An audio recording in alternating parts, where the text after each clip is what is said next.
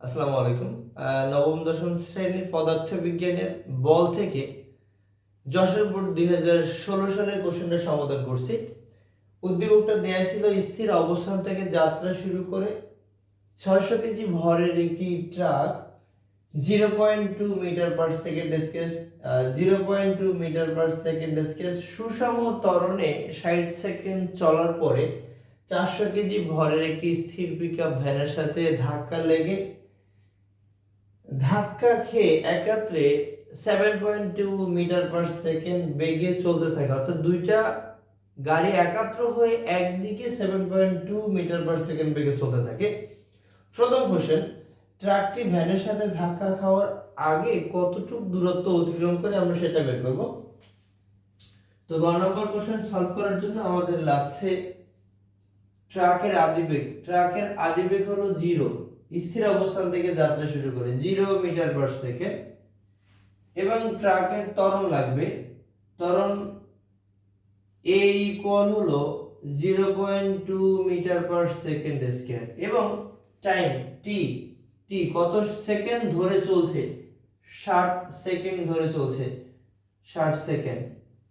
তাহলে আমরা গতির তৃতীয় সমীকরণ থেকে বের করতে পারবো ট্রাকটি ভ্যানের সাথে ধাক্কা খাওয়ার আগে কত দূরত্ব অতিক্রম করে।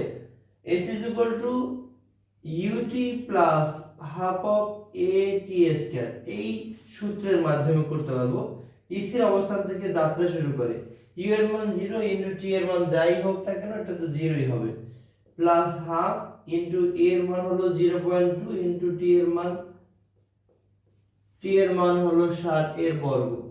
এটাকে কাটলে হবে 0.1 ইনটু 60 এর বর্গ 3600, ডান দিক থেকে এক ঘর পরে দশমিক দিতে হবে, 360 মিটার। অর্থাৎ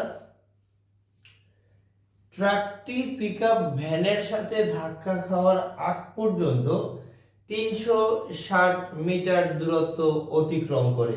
উদ্দীপকের ঘটনা ভরবেগের সংরক্ষণশীলতার সূত্রকে সমর্থন করে কিনা। এখন যদি ঘ নম্বর কোশ্চেন সমাধান করি, আমরা একটু দেখব, জাস্ট চিত্রের মধ্যে যদি দেখি, এই টোটালি এখানে 360 মিটার দূরত্ব আছে, এখানে আছে ট্রাক,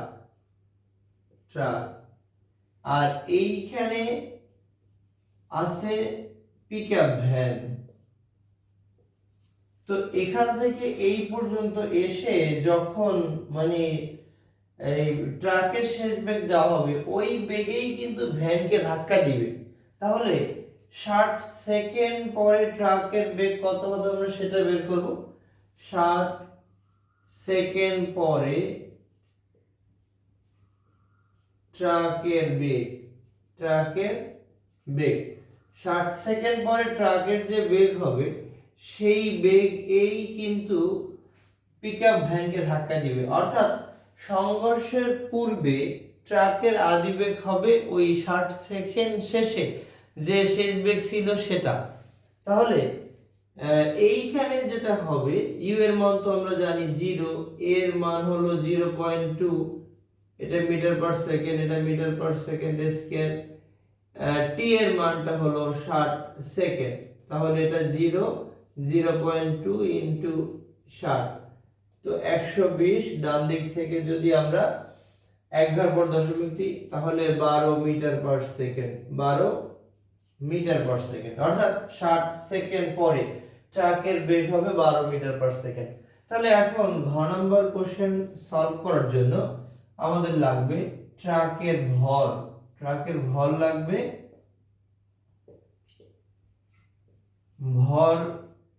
ট্রাকের ভর m1 সমান হলো 600 কেজি, বেগ মানে আদি বেগ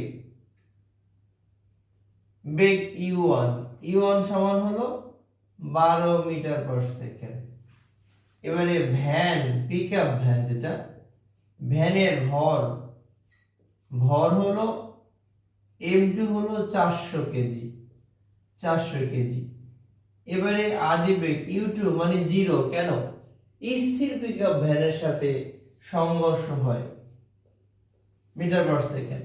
মিলিত বেগ দুইটা মিলে একটা হয়ে যায়, মিলিত বেগ v is equal to 7.2 metre per second, 7.2 metre per second. তো আমরা এখন এটাকে করতে পারি, সংঘর্ষের পূর্বে আদি ভরবেগ m1 u1, এটাকে আমরা p1 বলি, m1 u1 প্লাস হলো m2 u2। m1 হলো 600 কেজি, u1 হলো 12, m2 হলো 400 ইনটু হলো 07200 এত কেজি মিটার পার সেকেন্ড, অর্থাৎ 7200 কেজি মিটার পার সেকেন্ড। সংঘর্ষের পরে